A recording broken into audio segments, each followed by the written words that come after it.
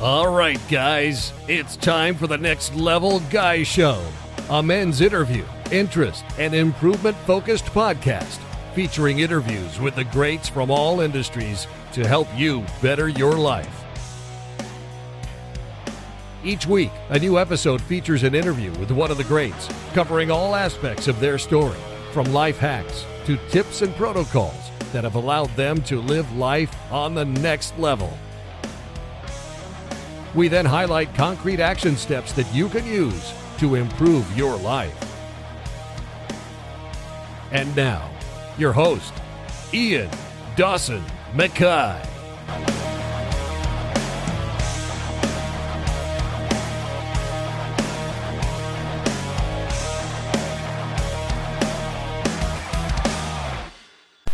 What if the emotions you're avoiding, anger, shame, anxiety, aren't the problem, but they're actually the key to your healing? That's a quote from today's guest, Emma McAdam. You're listening to the Next Level Guy Show podcast. This is your shortcut to becoming the man that you were meant to be. Emma McAdam is a licensed therapist and creator of Therapy in a Nutshell. She doesn't just challenge how we think about mental health, she rewires it. In this episode, she unpacks how emotional mastery isn't just about control or suppression of emotions, but it's about understanding, acceptance, and building the right emotional toolkit for your life. If you've ever felt like your mind is your biggest enemy, I know I have. Growing up, it was a nightmare, and I'm sure we can all relate. This conversation flips the script and hands you the tools to change your story. Emma is a licensed marriage and family therapist, and she's a creator of Therapy in a Nutshell, this hugely popular YouTube channel which helps millions make sense of mental health. She has over 15 years of hands-on experience, from wilderness therapy in the Utah desert to working with juvenile corrections. She's seen it all. She has first-hand experience of what it takes to move from coping to truly thriving in life. Her mission is to make mental health practical, learnable, and life-changing. Through her videos, courses, and resources, Emma breaks down complex psychology into simple, actionable tools anyone can use to manage anxiety, process emotions, and rewire unhelpful practices and patterns in their life. Because as Emma says, emotional health isn't something you have or don't have, it's a skill you can master. And now, let's get to the interview.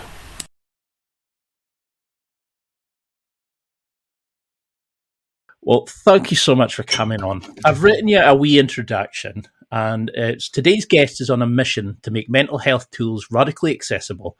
With over 2 million YouTube subscribers and a background spanning wilderness therapy to juvenile corrections, Emma McAdam, creator of Therapy in a Nutshell, has become a trusted voice in teaching people how to move from just surviving to genuine healing.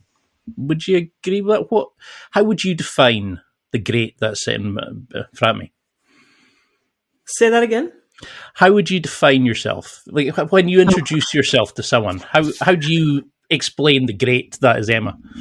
Oh man, yeah, I don't know if I'm great in any way. I'm a therapist who hangs out in my office and writes videos that somehow like millions of people watch, and I'm constantly surprised that this happens. But I know there's like a dramatic need for mental health education, and I've seen how impactful it can be. So I love like making it easier to understand. That's how I would describe it, as like somehow this happened to me and I'm on YouTube now. I mean, it's very well deserved praise, because you have this way of like giving raw, honest advice that cuts through the cookie cutter of what we want to hear, and you give it as we need to hear it. Like we're talking about before we started, I was literally venting about a colleague that I'd fallen out with at work, and I was listening to one of your episodes where you talked about how that's a sign that you're people pleasing, that you're tying your value into other people's opinions of you. And at that moment I went, okay. And I could then use your teaching from that episode in real time to fix that problem. It's phenomenal, the work that you do.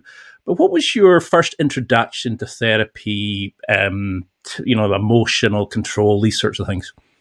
Yeah.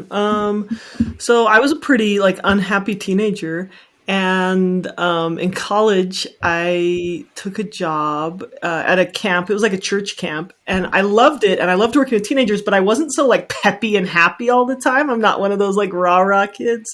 So the next summer, I took a job working for a wilderness therapy program. So these parents who have these kids who are struggling, and the parents are struggling, they'll send their kids out to the deserts of Utah. As you do. 6 to 12 weeks, as you do. And I would hang out with them for 8 days at a time. And I saw these kids go through these huge transformations with the combination of therapy and then the work we did as staff and in the group and in that environment. And it was just so fun to see them make progress, but it also was an opportunity for me to really gain a lot of insight into myself and do a lot of my own work. So that's how I started wilderness therapy in 2005. All of that, because you see these programs and you think, is that really, but then you think of what you learn about yourself when you go on a camping trip with your uncle and all that sort of stuff. But what did you find when you would see that kind of therapy based on the healing modalities that you see a doctor prescribing? Here's some tablets, disappear for 6 weeks, Yeah. How did you find that balance between the two, the attitudes towards it? Yeah. Oh, I don't know. I mean, I think from my perspective, I think medication can be a great tool. And unfortunately, it's just one tool. So if we want to make a really great life and we want to be able to like solve more problems, we need more tools to handle them than medication. So medication, I think it's a really valuable tool. But we got to learn the life skills. We got to learn what to do with our emotions when they come up. And we got to learn how to work with our feelings and our physical reactions, our physiological responses to situations, as well as our relationships. So, I think some people are really anti-medication. Some people are like, oh, medication's the only thing I've tried. And it's like, that's fine. What are you going to what else can you add to your tool belt? That's what I'm always asking. I mean, because you've said that emotions they're not enemies, they're messengers. They're there to tell us things. I mean, I once asked ChatGPT what was the meaning of jealousy, and it explained about how there was a positive meaning behind it. But we would, in today's society, if I said you were emotional, we see that as a slight. How should we see emotions, feelings, mental health to not give it this bad stigma that you see couples arguing, shouting you're emotional at each other? So here's how I think about emotions. I think about emotions as being informative. I think of emotions as being similar to a smoke alarm. So a smoke alarm is loud. It's uncomfortable. It causes like a physiological, I want to get this turned off, or I want to leave this situation where the smoke alarm's going off. And it's also inaccurate frequently.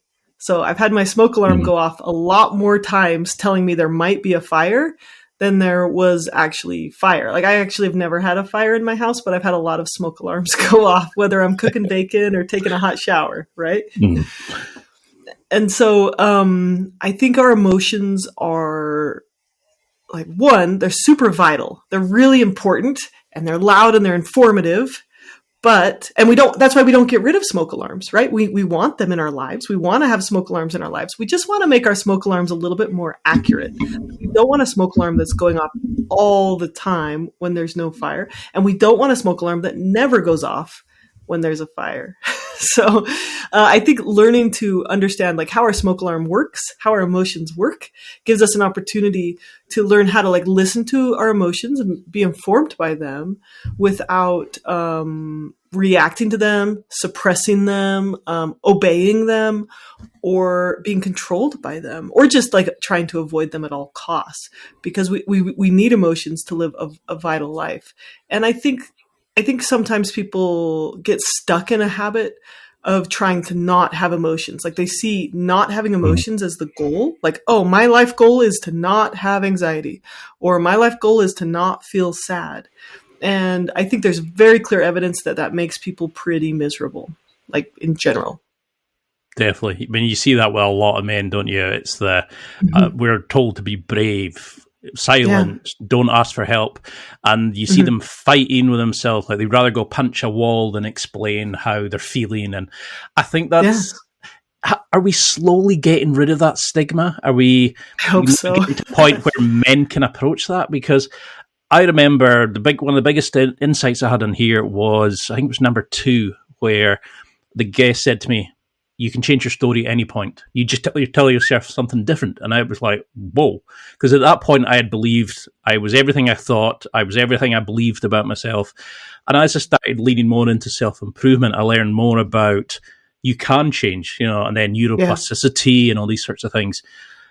Is it dangerous that we teach men that it's a bad thing to be emotional?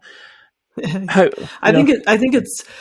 think we have to look at this as a tool, right? So we look at like these skills people have as a tool. And if you look at certain situations, being able to suppress your emotions and push them away, that's an excellent tool. So let's say if you're an EMT and you drive up to a crash scene and you need to pick bodies up and put them into the ambulance and get them to the hospital, it's not a great time to be like, I wonder how this is deeply related to my feelings of inadequacy, right? Like you're not going to sit there and cry. You're going to suppress those emotions, get those people taken care of.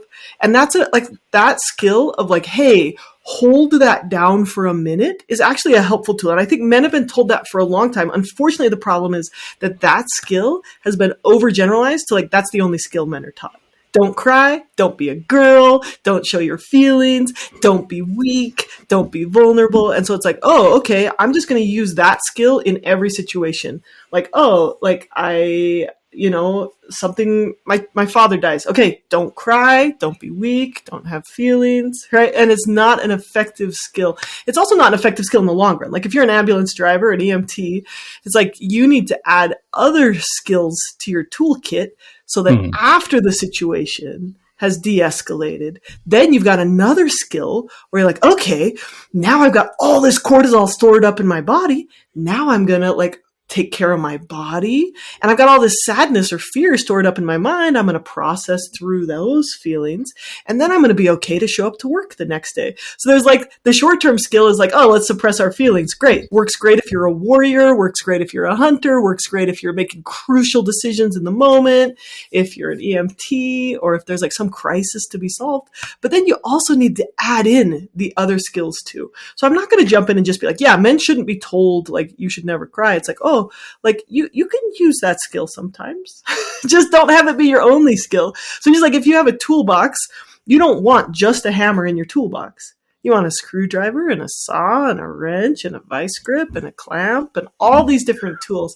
So I just see it as like, okay, men don't need to throw out everything they've been told about being strong and resilient. Like I love those skills too. And let's add in like feeling your feelings and the ability to express your feelings or to identify your feelings or to process your feelings or to communicate with another person how their actions are bothering you or take responsibility for how your actions are bothering someone else. Like these are just a bunch of different tools. And I see them as like, oh, just no one taught you. Like literally no one taught you how to do these skills. So you stick with your hammer and you just treat every problem like it's a nail. Sounds like every guy I know. Yep, myself included. It's like I could get an Allen key, but nah. Let's just stick with a screwdriver. Let's see how that works.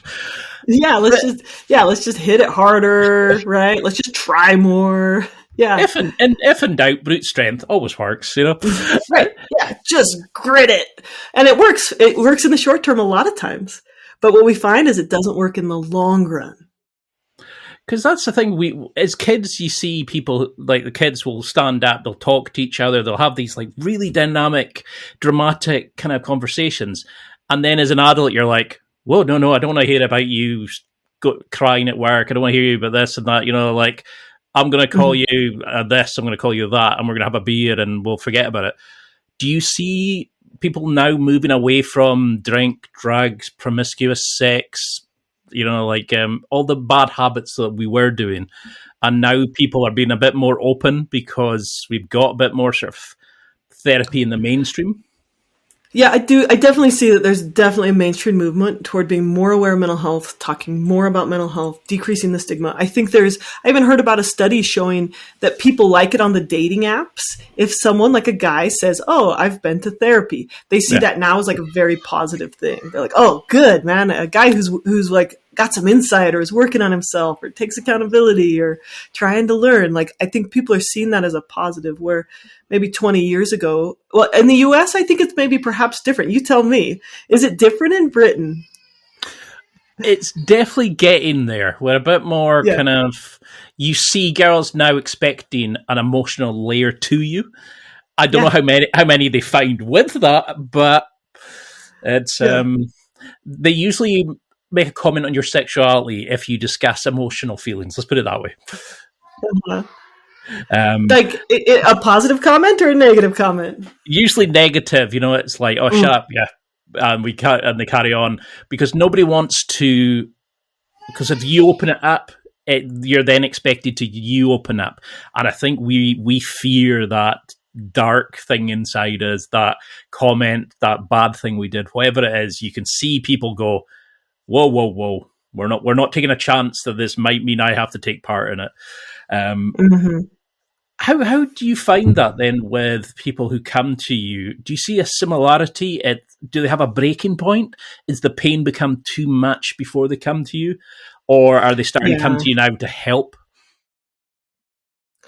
So I certainly see more and more people seeking like mental health advice as a way to optimize instead of just as a way to like, oh, my whole life fell apart and I've hit rock bottom and I have nothing else and my wife's leaving me and I just got fired at work and I'm doing all these drugs. Now I'm going to do therapy. Like, I certainly see more people using therapy and mental health supports as a way to optimize, especially I think some of the most proficient CEOs and managers. I think some of the smartest business people are accessing therapy and coaching as a way to see themselves more clearly, to identify like skills that they lack, and then to learn those skills. Like, I think there's people who see mental health as like, oh, you either are fine or you're a wreck. Like, you either have it or you don't.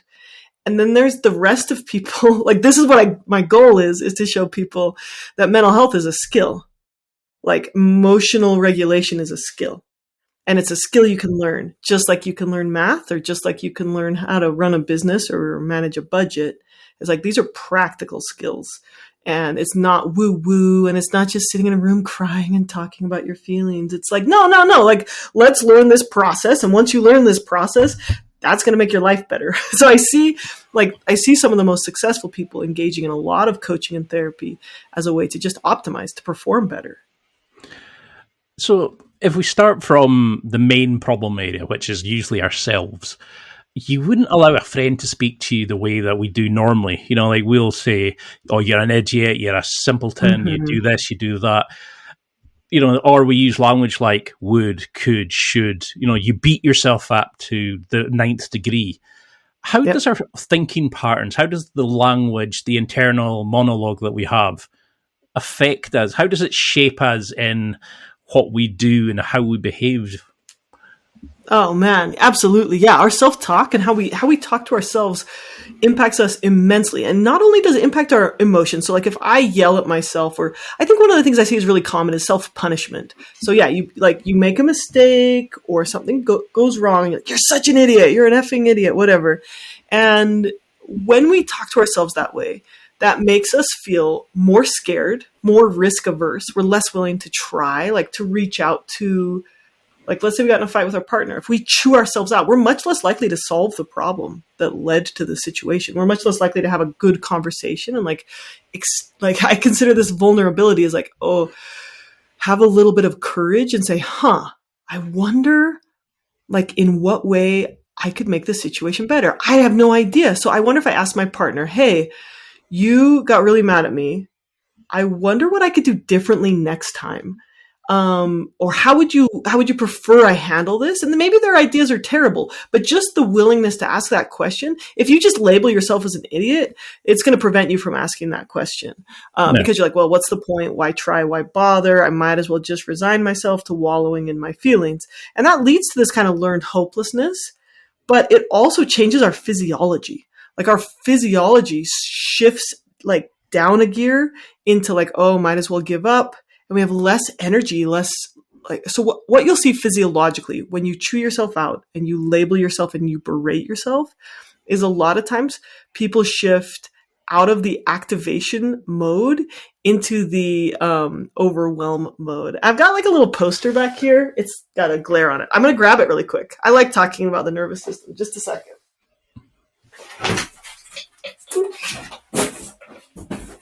Let me get my headphones back in. So, like when we're in a window of tolerance, when we have a growth mindset, it's so shiny, isn't it?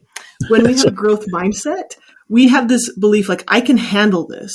And in our window of tolerance, we think things like, I'm safe, I'm capable, I'm confident. If we make a mistake, we might think, oh, I can figure this out. Or I wonder who could help me learn how to solve this problem. This is our window of tolerance.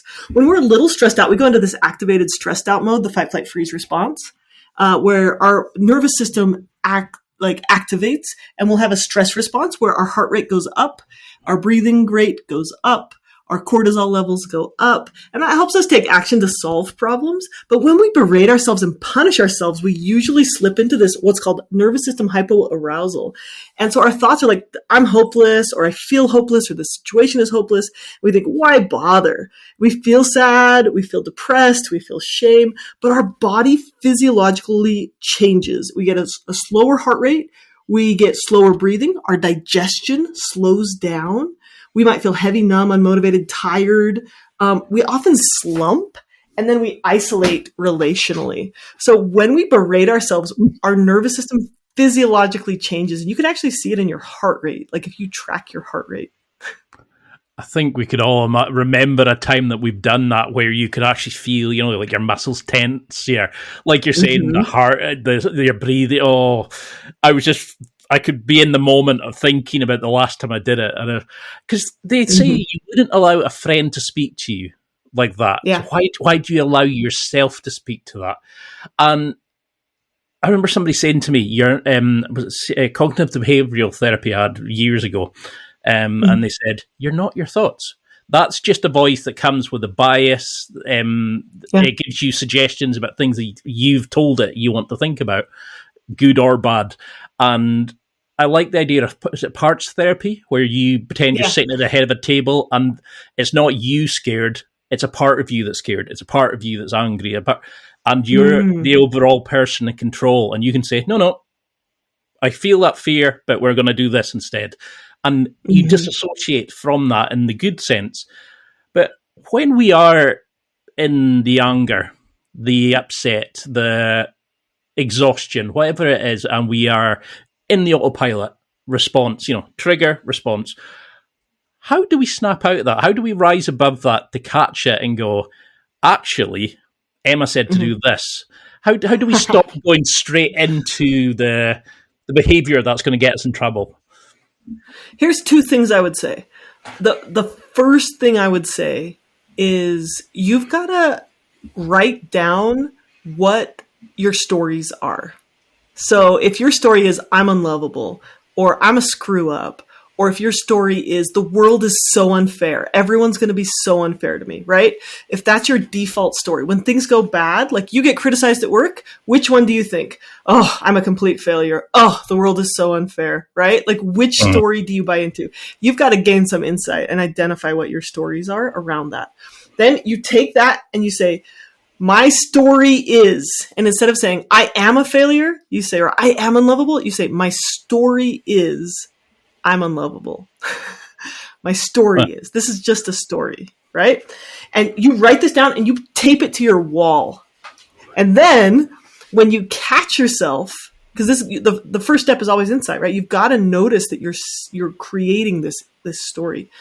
The next step is to say, this story, we only hang on to things that do something for us. Like we only keep repeating things that feel good in some way or reinforce us in some way. So for example, eating 10 Snickers a day or eating however many, whatever, Snickers a day is not good for you. But we eat too much sugar because it feels good, right? It does something for us, right? So that's why we engage in these negative behaviors. I ate some candy, right? Like, it's not like eating candy is a bad thing. I don't want to like go on this eating disorder thing, but so everything we repeatedly do is reinforcing us in some way. So how does that story, I'm such a loser, nobody loves me, how does that story actually, how do you like that? Why do you like believing that? What good does it do for you?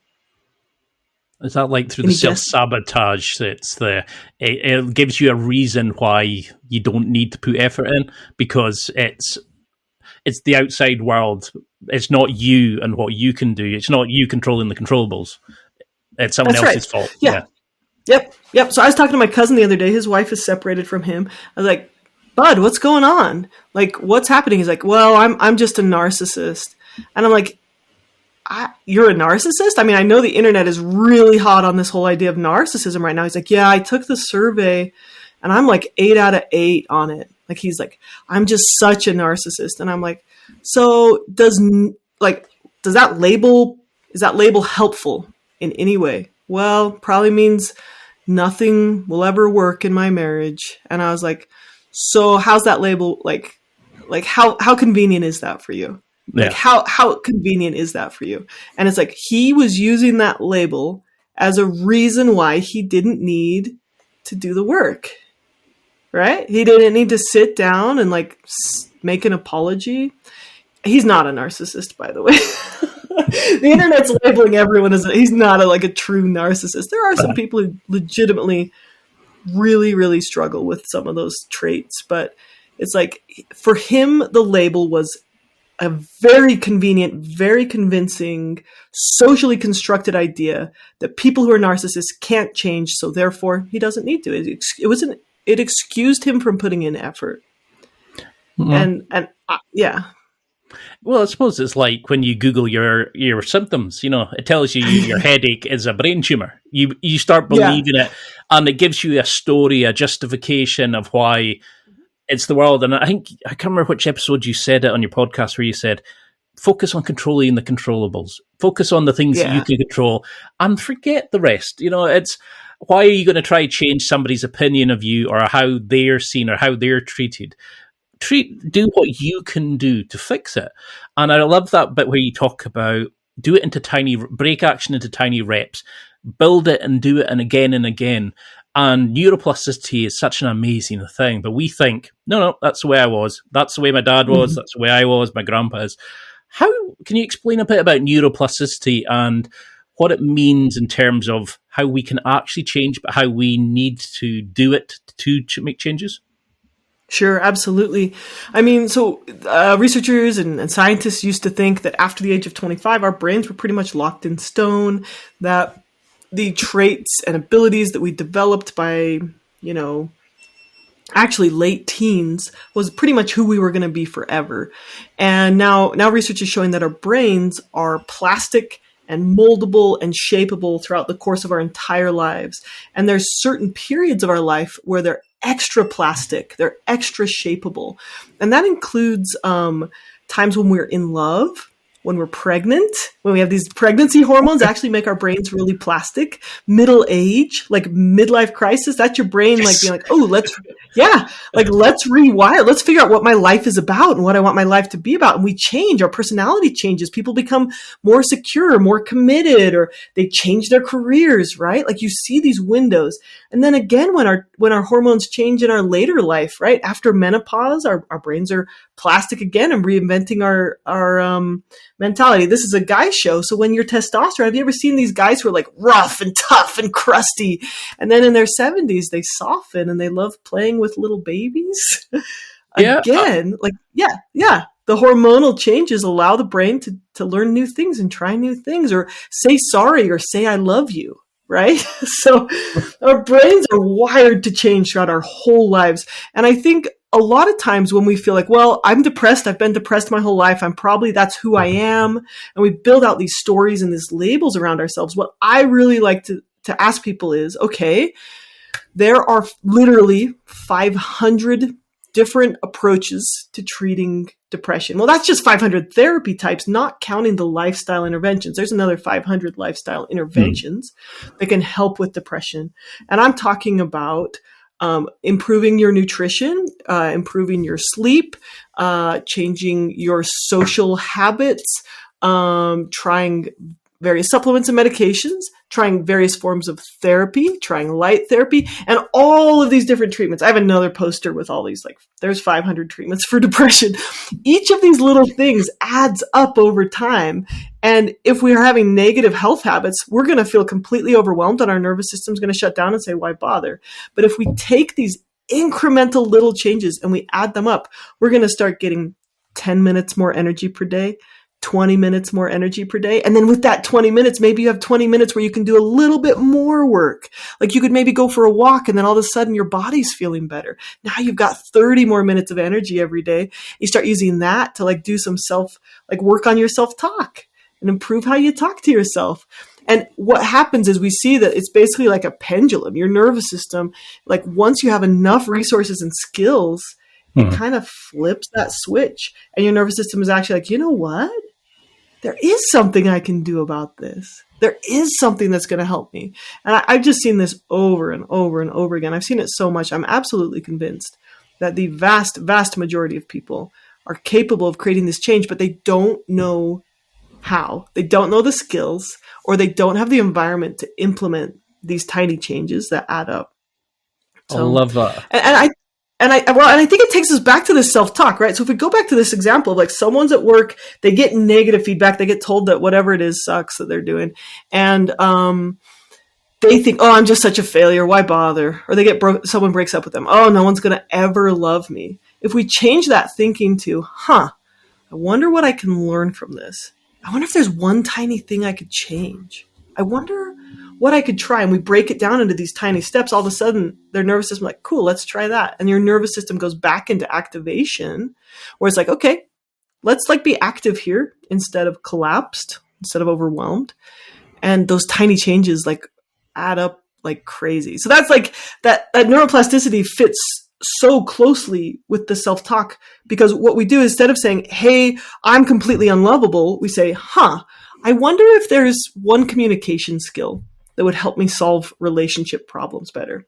Or if we get really upset at work and we blow up, instead of saying, I'm just such a loser, I can't control my emotions, say, I wonder if there's one skill I could learn to work through my anger better. And you learn that one skill, and then you have another blow up later and you're like, okay, I wonder what's the next skill. And you learn like 2 or 3 skills. So I personally, first off, I'm convinced neuroplasticity is a thing. Like our brains are built to learn and adapt to our situations. And if we give them the environment where they can learn these skills, we can change. And then we take the negative self-talk and we turn it into a growth mindset. And we say, okay, if I feel like I can't make any friends, no one likes me, then we say, well, what's a skill for making friends? And we figure it out. We watch some YouTube videos. We ask a therapist or a coach or a friend, hey, what's one thing I could do that would make you feel better around me? You know? I love that. I love the positivity, but I also love that because you'll have seen it in so many people who've come to you with the end of the world. And you probably had a lot of people just now going, okay, I can change. It is possible. You know, you would have given them a sense of hope that where their starting point isn't their future. It doesn't need to be where they end. But is there a point that you could give people a challenge that it doesn't matter if they're coming to you with anger, jealousy, whatever it is, they could use this one challenge to start? You know, is it just go catch yourself by saying would, could, should, and replace it with other words? Is it go for a walk when you feel down and keep your eyes looking up so you can't go into your memories? I think if your eyes dip below, you go into your memory bank. So if they say look to the horizon so you can't access that part of your brain, I might have made that up. I can't remember. I read it somewhere. But yeah, maybe our eye movements do impact our brain, but I'm not exactly sure on that one. So it probably is. I just don't know. I know it's like up and left for this, for creative, and right and bottom for something, but I'm sure it's if your eyes drop down, you can access your memory, something or other. But what's an action that we could do when we are to build in these tiny reps? Okay. That's a really big question. And there's a lot of options. There's a ton of options. Like I could pull out my poster with all the options. But I think what I try to do is I try to present to my clients the fact that there are a lot of options. And then I have them pick the absolute easiest one first. So I'll give you an example of 10 of the things that help with emotion regulation.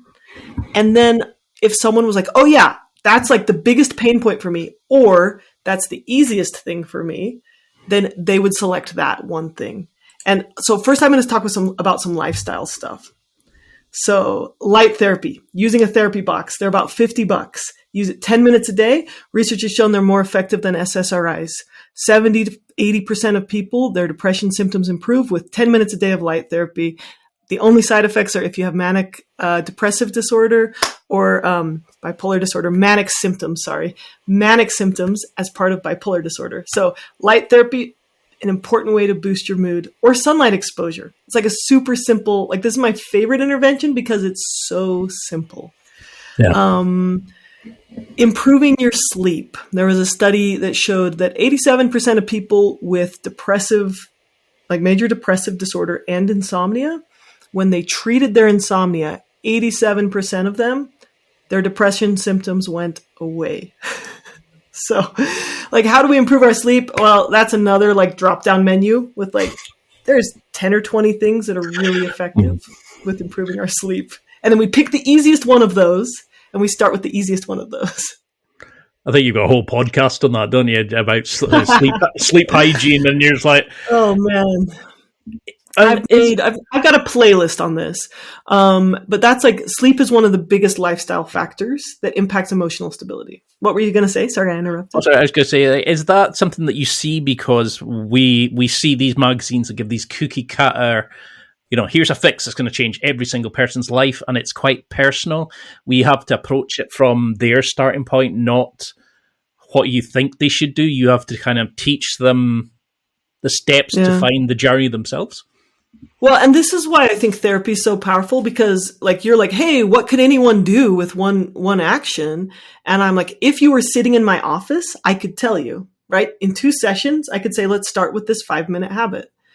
But there's 100 5-minute habits that are powerful and impactful. So if you're just doing it DIY version, you've got to kind of figure it out on your own. Which one is the intervention that's going to be most helpful for you right now? But that's why therapists are helpful. They're like, oh, here's the one to start with. Let's start with this. I can just see in your life, here's the one to start with.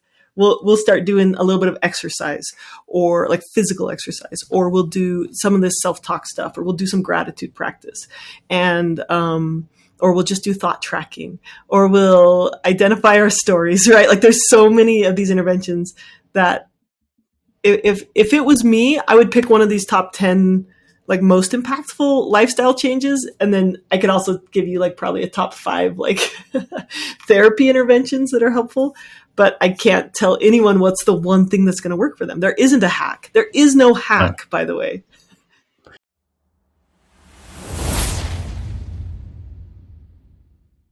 It's time for a quick break. There are millions of potential products to buy, so how do you know which ones are worth your hard-earned money? Simple.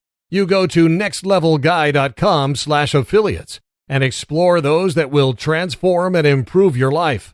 You'll find deals, listener exclusives, and special offers with some great companies. Recommendations are 100% honest and only on items Ian has tried or believes in. The companies showcased will make you a better man in all areas of your life. Simply go to nextlevelguy.com/affiliates and level up.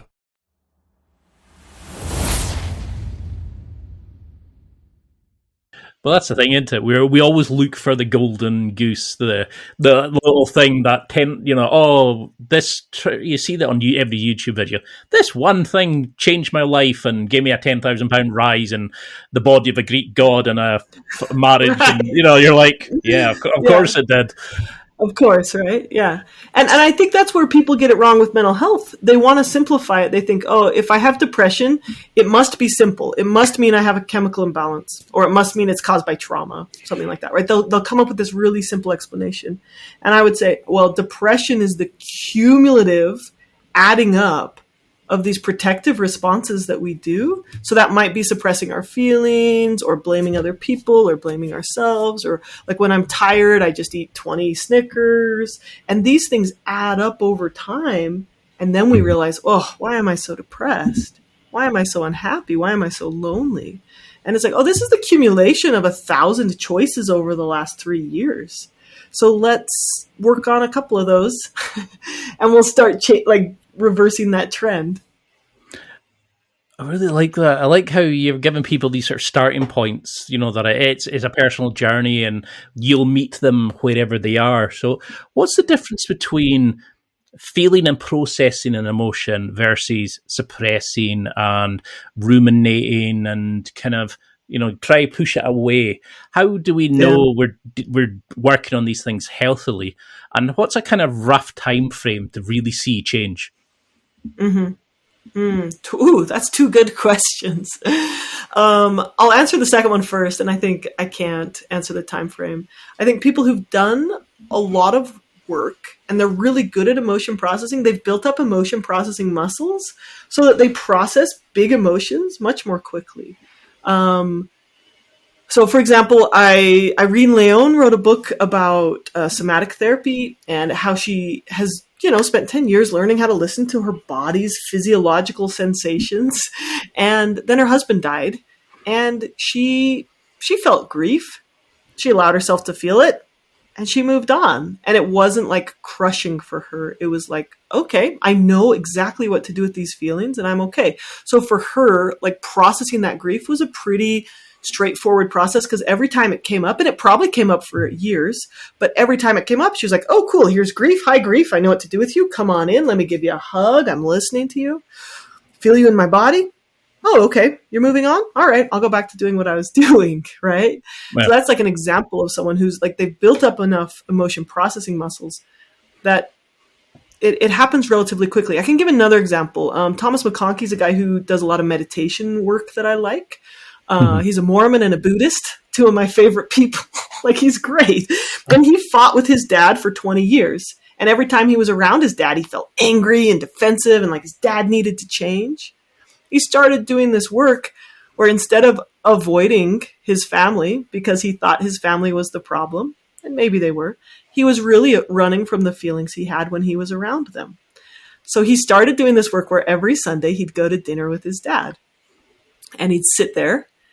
And these feelings would come up, and instead of desperately escaping his feelings, he would allow himself to sit with them, be curious about them.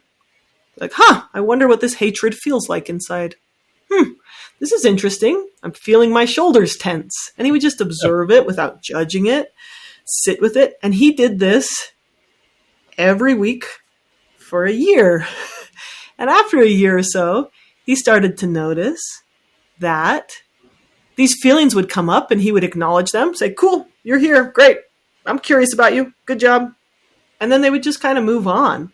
So these feelings of hatred or frustration or anger, now instead of lasting for 20 years straight or 4 or 5 days after Sunday dinner with his dad, they would last a minute or two and then they'd move along. Like, that's an example of like emotion processing where he got so good at making space for and acknowledging these feelings, emotions, the thoughts and the physical sensations, that now he hangs out with his dad and his dad is the same person he always was. And he's just not so, it just doesn't stick around. He still feels it, even intensely sometimes, but it just doesn't drag him down anymore. I love that he kind of learned, because I think there was an episode in here where we talked about you're going to feel the fear anyway. But so name it, just go, thanks, Eugene. I know we should be shitting ourselves just now. We're about to do X, Y, perform, jump off this, whatever it is. But yeah, I know you're trying to keep me safe, but not now. And then you go and do it anyway. And by giving it a name, you kind of push it. You'd say, I understand your message, but go fuck yourself. Just get over it. Yeah. And that's kind of, so that takes us back to the first question, which is, what do we do to process these feelings? What does it look like? And I described it a little bit, but what you just said is the very first step. Can you give it a name? Hello, fear. Hello, jealousy. Hello, sadness. I notice you're here today. Okay. You're here. And our default response is going to be to try and make it go away, whether by yelling at someone or by like trying to distract ourselves or to push it down. And instead of that, the second step is like, okay, we're going to allow feelings to show up and be like, hey, fear. Yeah. Like, okay.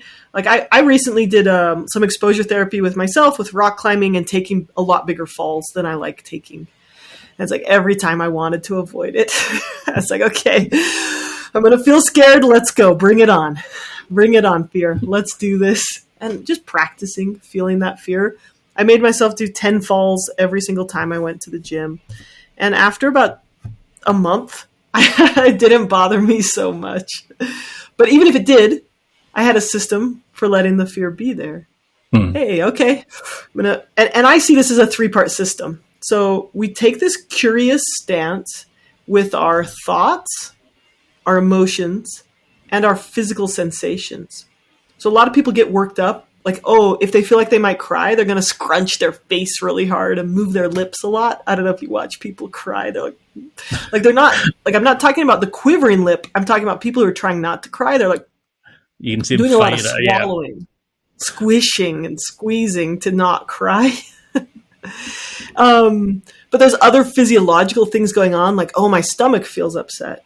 And we want that to go away. We're like, gotta go away, gotta breathe slow and force it down. And instead, if we take this accepting, allowing approach, it's like, okay, can I sit with an upset stomach for a minute? Can I notice it?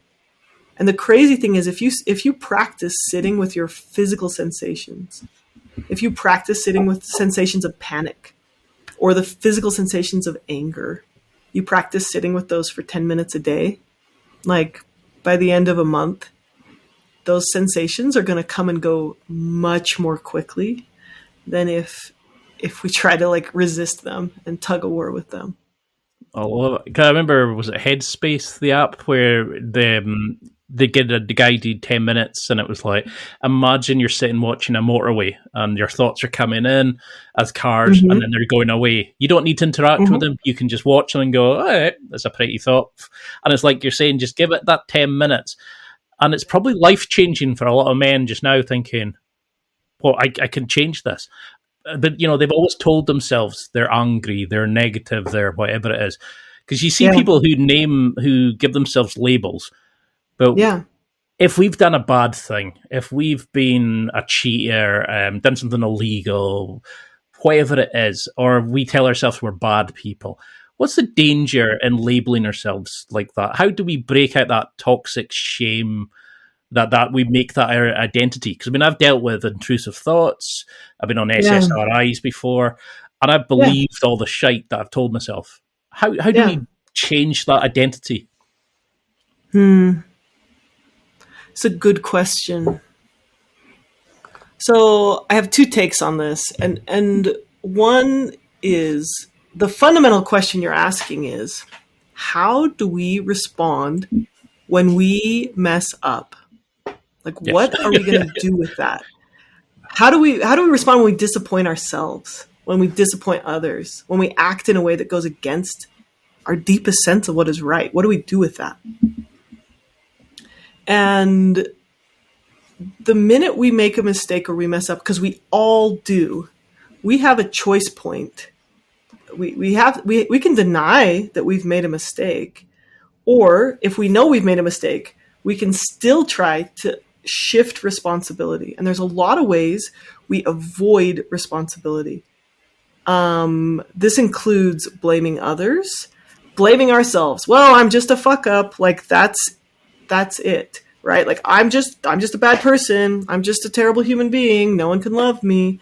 And there's other ways we do this, like, oh, it's the system, it's the government, it's my parents, and those are all ways of externalizing any accountability. It's like, oh, I did this because my boss is such a jerk. I stole because the economy doesn't allow me to make a good living, right? There's all these reasons, including the self-labeling. Oh, I'm just such a loser, right? I'm just such a bad person.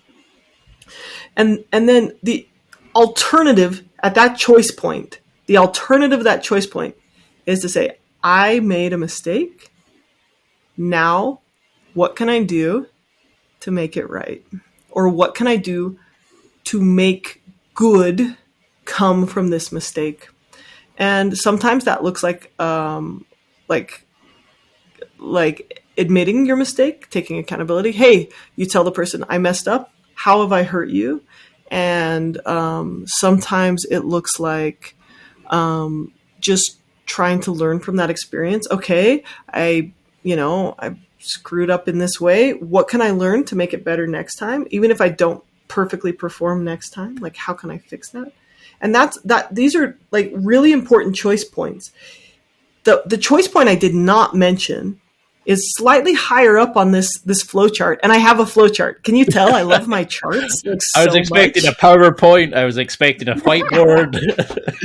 Yeah, no, I've got a flow chart and I can share it, like if you want the links, but it's what we're talking about here is shame.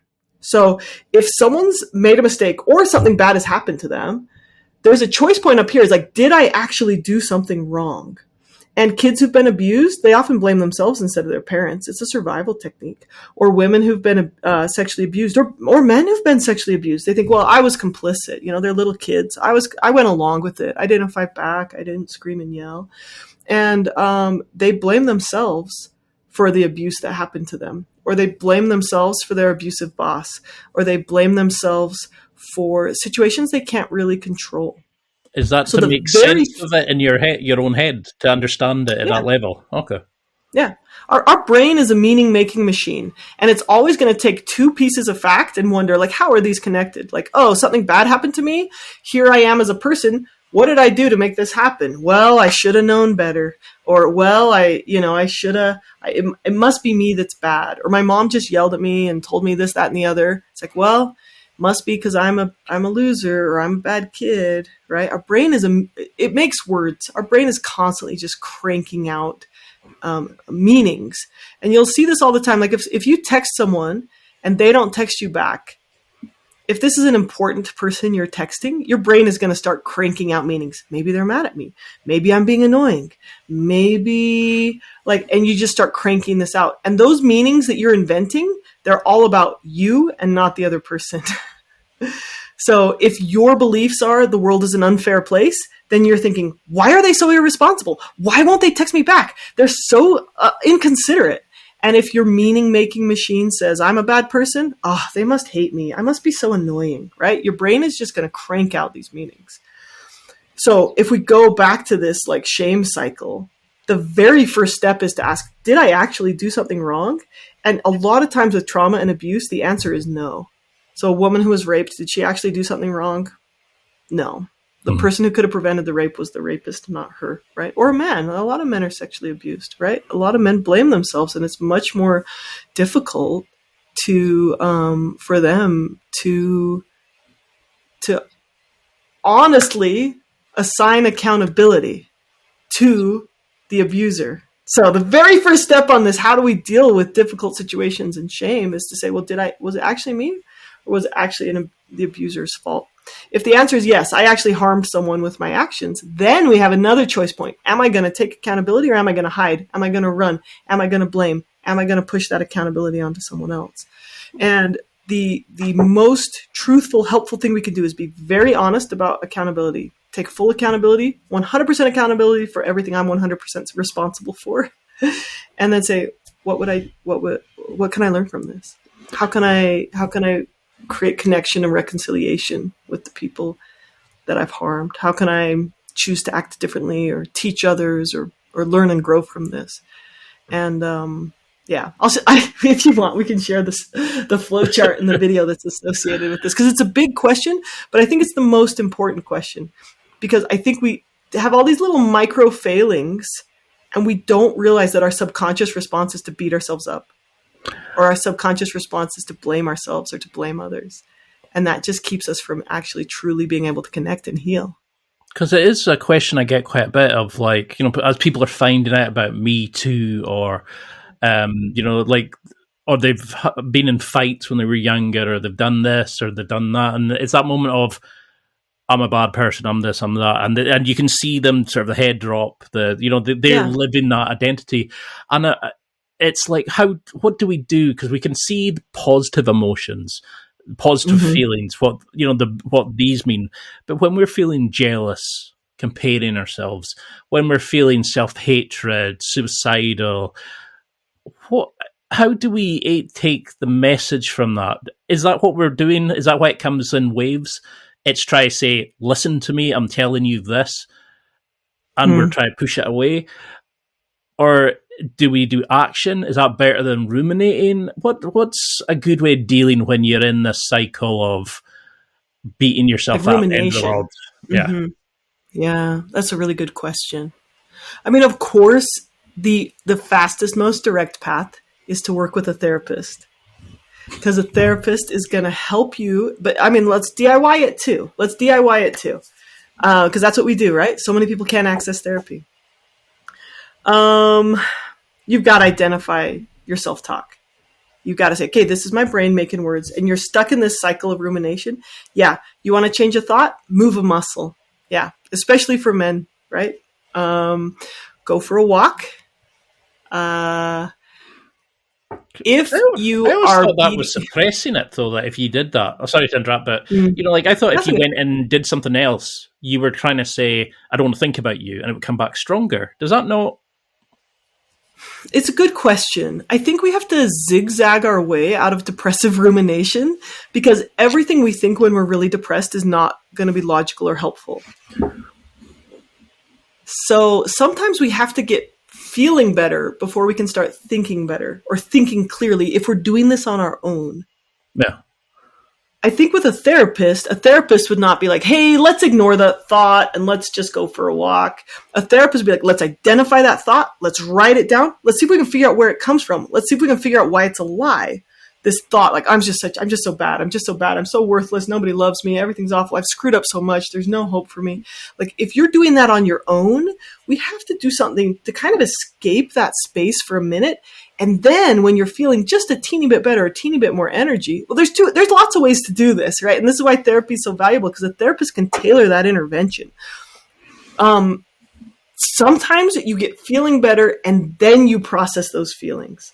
So if you're in a super duper low slump, go work out, go do something that feels good, go be around people. And then when you're feeling better, do some writing about it or talking about it. And if you don't have a person to talk to, talk into your voice memos, talk into your phone.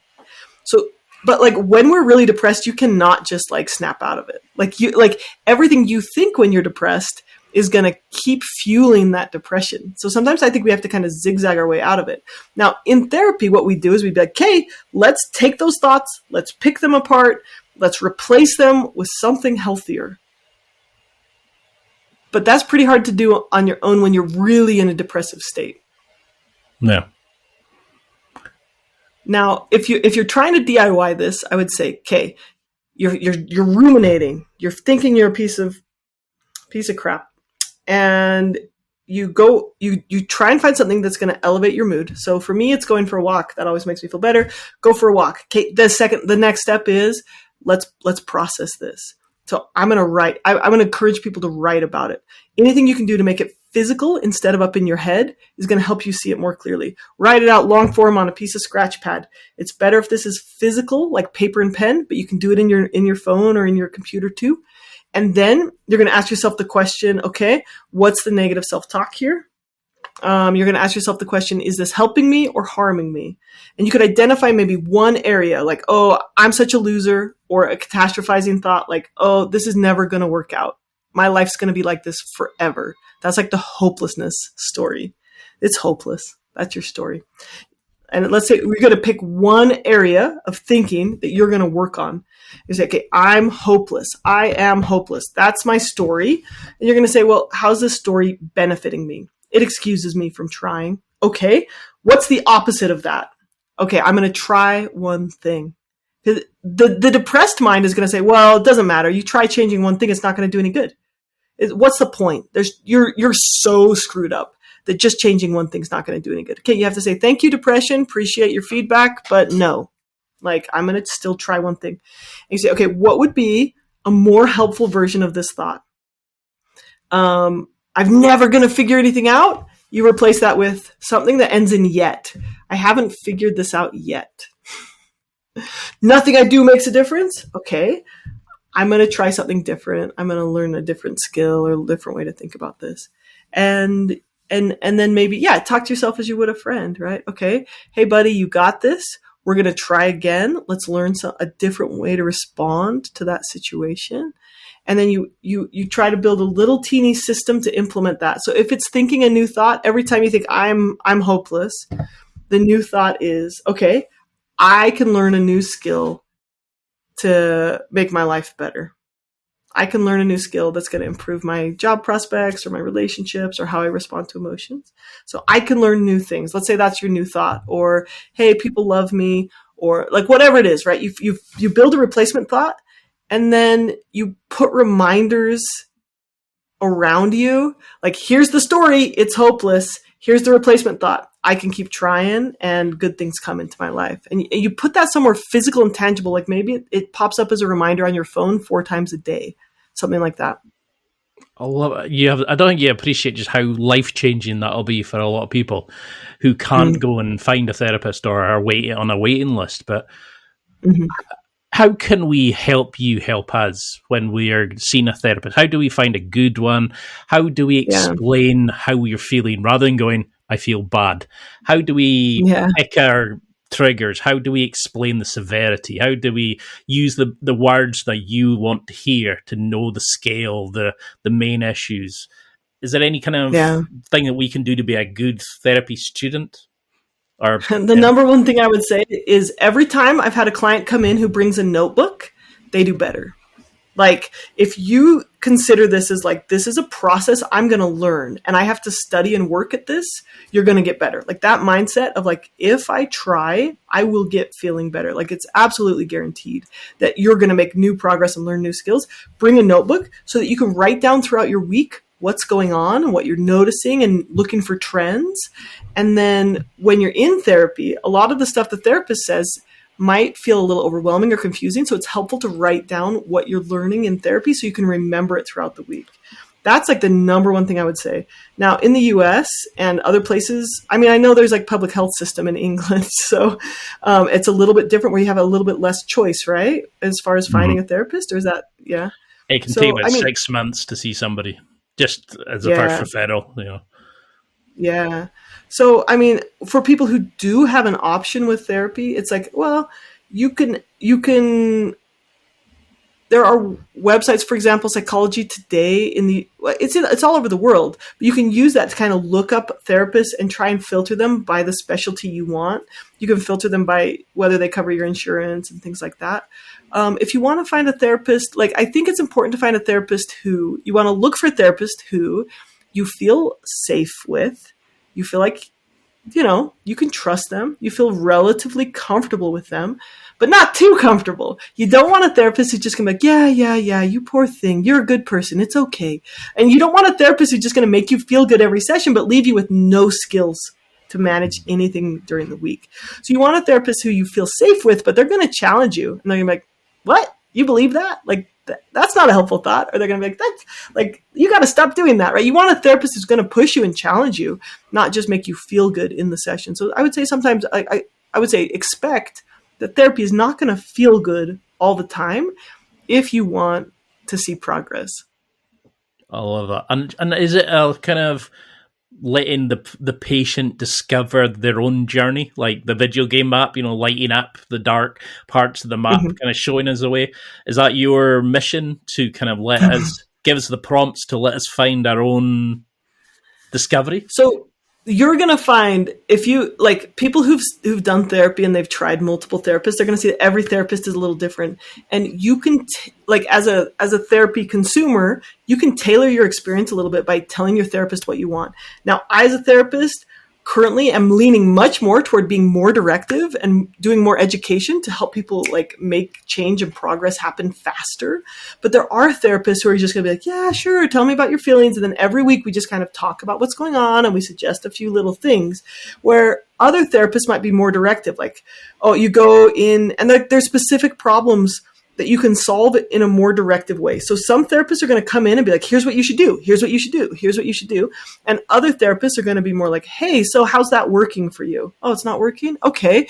Would you like to try something different? Do you have any ideas on what might look different? Like, if you were to change this problem yourself, what would you change? So there's therapists who are going to be much more client directed. And there are therapists who are going to be really passive, and they're just going to let the client run the show. And then there's going to be therapists who are going to be like, okay, you want parenting advice? We have an 8-week program, and we're going to walk you through this parenting program in 8 weeks. Or, CBT therapists are going to be much more directive and have a process and a plan to walk you through. And other types of therapists are going to be a little bit more like, let's just listen and talk and work through things. And I'm not primarily a CBT therapist. Like I try and do both. And I try and very much listen to what my client wants and help them get the skills and the support they need in the most efficient way so that they can grow faster. And I think if you tell your therapist, so for example, I like it when my therapist, I haven't been in therapy for a while, but when my therapist would just kind of listen to me and gently guide me and validate, but then push me. Yeah. My husband wanted my therapist, our therapist, we were in marriage therapy last year for a while, and it helped a lot. He wanted the therapist to be like, hey, Ryan, here's what you're doing that's causing this problem. Here's what you should do differently. And here's a system to implement it. Will you do that? And he'd be like, oh, okay, sure. So my recommendation to him was tell the therapist you want her to be more direct. So he did. He said, hey, I want you to tell me what to do more. And she was like, oh, okay. And then he got a better experience in therapy than he was getting before. It kind of shows you the difference between guys and girls. Girls want to... the emotional side, they want to learn and grow, while guys want to be just told. We want to just know what to do. I can't believe we're past our time already, because I think we're just scratching the. There's so much I still want to chat to you about, and I find your stuff honestly amazing. You're life changing. You're so helpful. You're inspiring. Your podcast is amazing. I genuinely listen to it every day, and there's so much I can take from it, and I feel like I'm just on this journey, so I'd love to have you back on. But what do you want people to remember about this, about neuroplasticity, mental health, that we can change? What would you want them to take from this chat? Here's what I would just say. So when I worked in residential treatment, we had these youth in a residential treatment. They lived there. The staff would come in. And many of them came in with very severe forms of mental illness. So one of my clients, she had drug addiction, she had an eating disorder, she was suicidal, she had an anxiety disorder. Another of my clients had like OCD and school problems and family problems. And they came into this residential treatment center, and we did rigorous testing with them when they arrived. Like, what are their depression scores? What are their anxiety scores? All those things. We did rigorous testing with them like every 6 months or every 3 months. And then when they left, we do rigorous testing. And then a year out and 2 years out. And what we found is that over the course of about a year to 14 months of treatment, it was like 93% of them no longer met the criteria for the disorder they came in with. So if they came in with depression or anxiety disorder or OCD was ruining their life, by the end of a year of treatment is a lot of treatment, that 93% of them no longer met the criteria for those disorders. Like, these disorders are treatable with enough resources. Now, and then we measured them a year out and 2 years out, and it was like 60 or 70% of them were still doing very well a year and 2 years out. And the types of interventions we were doing, there were a lot of interventions every day. It was getting good sleep, getting support with their school, getting family therapy, like getting individual therapy, having a supportive community, processing their emotions with the staff each day, and learning what to do with anxiety or with relationships or communication. But so this might seem impossible to the person who's out there. They might think, well, I can't afford residential treatment. I can't afford to have a staff help walk me through my emotions every single day. But what I would say is each of these skills are something you can learn. Like, you can learn how to have better nutrition. Not done yet. You can learn how to, that's my 2-year-old outside. You can learn how to process your emotions. You can learn to work through anxiety. And if you implement these on a micro level, like you have immense potential to decrease your symptoms of mental illness. And I saw the same thing like with my online courses. So I teach these skills in my online courses, and we've had like 20,000 people take my How to Process Your Emotions course. And that course, we did like intake and outtake studies, and 98.6% of people who took that course said it helped them improve their mental health. And all that tells me is these are skills that can be learned. That's my takeaway. These are skills that can be learned. It's not like some woo-woo magical thing that you just can't figure out. It's like, no, here's skill number 1, here's skill number 2, let's learn it. Like, it's practical. So that's what I would want people to know. It's like if you want to learn how to improve your mental health, you can do it. I love it. And you've got a wealth of stuff on your YouTube, your podcast. It's probably 90 therapy sessions for free there. You know, there's so much. I think there's over 200 episodes of stuff on each dialed in stuff. But could you just go in quickly about your website, the courses that you offer, your social media? How can we join you and connect with you? Yeah. So I have a YouTube channel. It's called Therapy in a Nutshell. And that course I just mentioned, that 98% of people like saw improvement in their mental health, that's actually free on YouTube, like the whole course. Like, I give it away. You can also access it as part of my membership, which is therapyinanutshell.com. But that course, if you search on YouTube, Therapy in a Nutshell, How to Process Your Emotions, like, all 31 videos are right there for free. So those are probably the two best places to find me. I have some other free courses on my website about like how to regulate your nervous system, how to deal with panic attacks. And then at therapyinanutshell.com, you can also sign up for a membership. We do you can have access to all 10 of my courses and live group calls every week and stuff like that.